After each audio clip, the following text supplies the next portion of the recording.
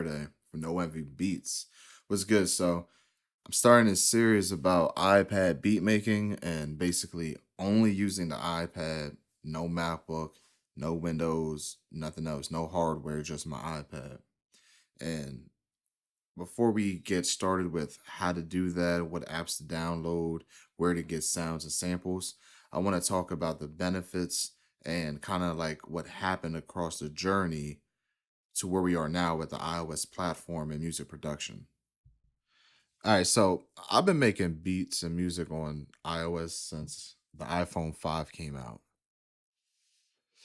And obviously, I didn't know how to do anything at that time. I had a little bit of experience with FL Studio, but as an experience, I would say I just used the software. I couldn't make beats, I couldn't play the keys like that, or I just couldn't do anything. Didn't know how to sample, didn't know how to do chords, didn't know what a scale was besides just the word, but didn't actually know the dynamics of minor or major, harmonic minor.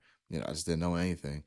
Um, the first software I used was GarageBand for the iPhone, actually for the iPad. Because when I got the iPhone, I wasn't really making music on my iPhone 5, but then a few months later, I got the iPad, which I think it was like the third generation at the time, and I downloaded GarageBand.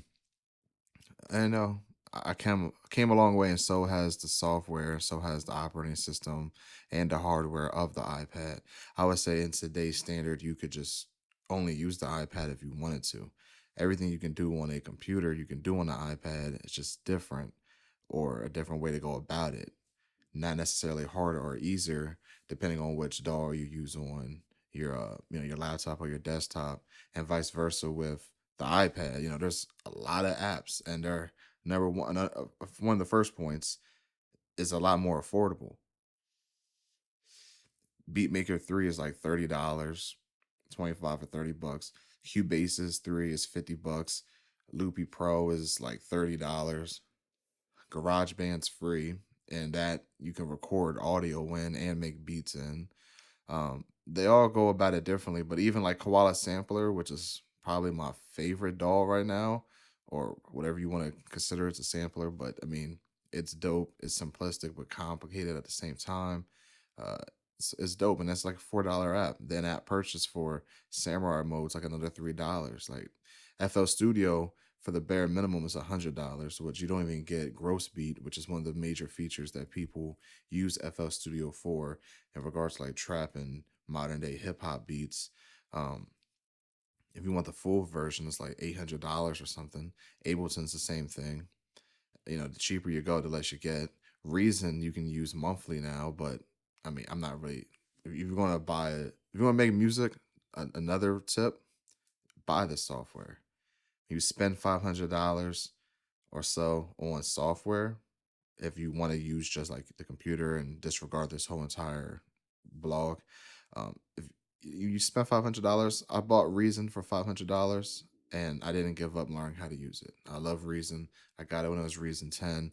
Uh, Not everyone really agrees with what they're doing currently with their platform, but it's still a good DAW. It's still dope, and it comes with a lot, a lot. But that's a whole nother video, a whole nother series I'm gonna work on later. Right now, we're talking about the iPad. So, I mean, it's more affordable on the iPad. Now, the reason why I'm making this blog, vlog, walkthrough, whatever you want to call this series, is because, even though it's more affordable, there's a lot of bullshit. There's a lot of whack apps out there, like, apps that you don't need, or you don't need this app if you have that app. So I want to show people just like my workflow and a few different apps I've used over the years, and show you how I make beats, how I find samples and kits for free and to buy, what apps I use, which plugins I recommend. I bought a lot of apps over the years. I'm not just buying an iPad and been doing this for a year. I've been doing this since the iPhone 5. We're on the iPhone, what, 13 or 14? So I bought a lot of apps. I have Core Gadget, I have Beatmaker 3, I have Cubase's, Nano Studio 2, Loopy Pro, Oxy Studio. Uh, I have a lot, so I have a lot of these apps. I have Pure Synth. I have all the what are they called? The Audio Kit apps when they were on sale. when they first released. I have a lot of apps to show. Even if I don't use them, you may like them. So I'm still going to show them to you. Um, so the first video, which will be coming up after this, is just how to, like, what doll you may want to start with. Some tips on like getting samples, sample kits. My idea, or my point of view, I should say, on mini kits. I think MIDI kits are actually good. I don't think you should take a MIDI kit and just not do nothing with the MIDI and just slap it on there, especially if it's like a melody. If it's a chord progression, you can freak it and et cetera. But like, come on, you want to be original. But that's for the next video. Um, anyway, like, subscribe, follow, and we're going to go on a process here, a journey. And if you're new to making beats and everything on iOS or in general, this is great. If you've been doing it, you might learn something new. Thank you.